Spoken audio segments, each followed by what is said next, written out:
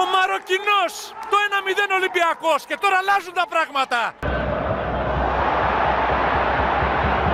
Για να δούμε τώρα τον El Arabi. 3-1. Ο Ολυμπιακός σε αυτήν την ξαφνική κόντρα πετυχαίνει το τρίτο του τέρμα, δεύτερο με τον Ιουσέφ El Arabi.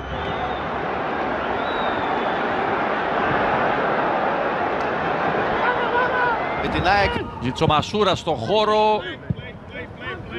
Σε δεύτερο χρόνο η σέντρα. Ο Λόπες λάθος. 3-0 ο El Arabi.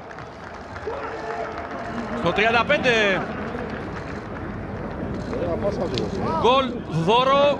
Αλλά η αλήθεια είναι ότι ο Ολυμπιακός έχει 3 φάσεις, 3 γκολ από το 17 και μετά. Ένα 18 λεπτό αποτελεσματικότητας για την ομάδα του Πέντρο Μαρτίνς, αλλά και κυριαρχίας στο παιχνίδι. Η ΑΕΚ πληρώνει απανοτάλα. Πέναλτι για τον Ολυμπιακό. Λίγα μέτρα φόρα για τον Μαροκινό, που ετοιμάζεται να εκτελέσει. Απέναντί του ο Πασχαλάκης. El Arabi, Κουκιάριο, Αλαπανέγκα.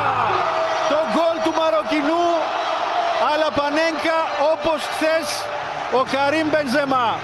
Έχασε από τον Μασούρα και βγαίνουν 3 του Ολυμπιακού ξανά στο ανοιχτό γήπεδο. Έρχεται ο El Arabi. Ο Μασούρας τον περιμένει, περνάει την μπάλα στον Μαροκινό. Πλασέ, 0-3. Ο Ολυμπιακός με κοινικό τρόπο έχει τιμωρήσει κάθε λάθος του Παναθηναϊκού στο ανοιχτό γήπεδο. Τώρα οι ρόλοι άλλαξαν. Είναι ο Μασούρας αυτός που κρατάει την μπάλα όσο χρειάζεται για να βρει βηματισμό και να μπει στην περιοχή. Ο El Arabi καταφέρει να αποσοβήσει τον γκολ. Ο Ανδρούτσος έχει χώρο, ο Φορτούνης, ο οποίος ψάχνει το αριστερό. Πέρασε την μπάλα στον Ανδρούτσο. Αυτός με το αριστερό γύρισε, κεφαλιά, γκολ! El Arabi με φάλτσο 1-4.